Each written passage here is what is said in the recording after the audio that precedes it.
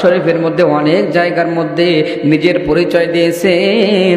যেমন আল্লাহ তাআলা সূরা হাশরের মধ্যে বলেছেন, হুয়াল্লাহুল্লাযী লা ইলাহা ইল্লাহু। আল্লাহ তাআলা অন্য আয়াতের মধ্যে বলেছেন, কুল হুয়াল্লাহু আহাদ। আমার আল্লাহ পাক রব্বুল আলামিন অন্য জায়গার মধ্যে বলেছেন, লা ইলাহা ইল্লাহু আল হাইয়ুল কাইয়্যুম লা তাখুযুহু সিনাতু ওয়ালা নাওম। আল্লাহু আকবার বলেন। এ বন্ধুরে, আমার মালিক নিজের পরিচয় নিজেই দিয়ে বলেন, আমি হলাম এক আল্লাহ, অন্য কোনো মাবুদ নাই। এজন্য মানুষেরা শোনো, এক আল্লাহকেই মানতে হবে। যারা এক আল্লাহ ব্যতীত অন্য কাউকে মানবে, কোনো বাবা, কোনো গাজা বা কোনো মাজার বা কোনো গাছকে যদি মানে, তাহলে তার ঈমান থাকবে না। কথা বলেন ঠিক কিনা?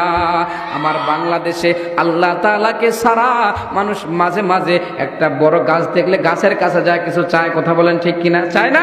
দেখবেন যে গাছের কাছে যায়, কিছু মাটির পাত্র দিয়ে ওখানে কিছু দুধ ঢালবে, কিছু কলা দিবে একটু, তারপর দেখবেন যে গাছটাকে সুন্দর একটা লাল কাপড় দেখতে চায়, গাছের সামনে দাদারা বলবো, ও গাছ আমার কথা শুনো, আমার বাচ্চা হয় না, একটা বাচ্চা দাও। বলেন তো গাছকে বাচ্চা দেওয়ার মালিক? বাচ্চা দেওয়ার মালিক কে? এ বন্ধুরে, গাছ যদি নিজের ক্ষমতা থাকতো তাহলে কোনো মানুষ কোনো দিন গাছ কাটতে পারতো না। কথা বলেন ঠিক কিনা? আমরা ছোটবেলা অনেক জায়গায় দেখেছি, বড় বড় গাছ থাকলে পারে ওখানে মানুষ কাঁসা দিত, ওখানে মানুষ মাটির পাত্র দিয়ে দুধ ঢালতো এবং সেখানে যায় কিছু করতো। কথা বলেন ঠিক কিনা? কিন্তু আজকে দেখেন না, ওই গাছগুলো মানুষ অনায়াসে কেটে ফেলছে, তাদের কিছুই হয় না। কথা বলেন ঠিক কিনা? এগুলো হলো অন্ধবিশ্বাস। এই অন্ধবিশ্বাস থেকে ফিরে আসতে হবে, সব কিছু বাদ দিয়া এক আল্লাহকে মানতে হবে। মুসলমান শুনে রাখো, যদি এক আল্লাহর প্রতি ঈমান রাখতে পারো তাহলে ইহকালেও শান্তি পাবে, পরকালেও মুক্তি পাবে। আর আল্লাহ তাআলাকে ছাড়া যদি কোনো বাবা, কোনো মাজার বা কোনো গাছ বা কোনো সালু বাবাকে যদি তোমরা মানো, মনে রাখবে কোনো মানুষকে যদি মানো আল্লাহ তাআলাকে বাদ দিয়া জাহান্নামে যাওয়া লাগবে। কথা বলেন ঠিক কিনা? ওই মানুষটার ঈমান থাকবে না।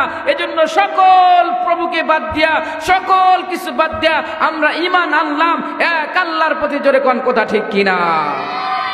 এজন্য আল্লাহ পাক রব্বুল আলামিন বলতেছেন, কুল হুয়াল্লাহু আহাদ।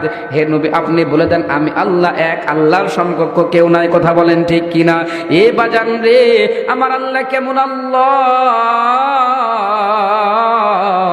আমার আল্লাহ তাআলা পৃথিবীর সব কিছু সৃষ্টি করেছেন। এই যে আমার দুইটা হাত দেখতে পাচ্ছেন, দেখতে পাচ্ছেন? দেখে আপনাদের একটু হাত জাগান তো দেখি। আপনাদের হাতের মধ্যে জীবাণু আছে না?